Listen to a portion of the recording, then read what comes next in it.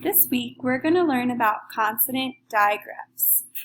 Our learning target says, I can recognize sound-letter relationships and use them to decode digraphs TH, SH, CH, WH, PH, and TCH, a trigraph.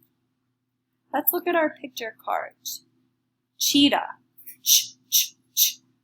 CH and TCH can make the sound ch, ch, ch.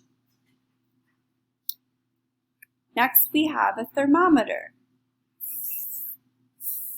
TH makes the sound like thermometer. Whistle, w, w, w. WH makes the sound w, w, w. PH can make a sound that sounds like F.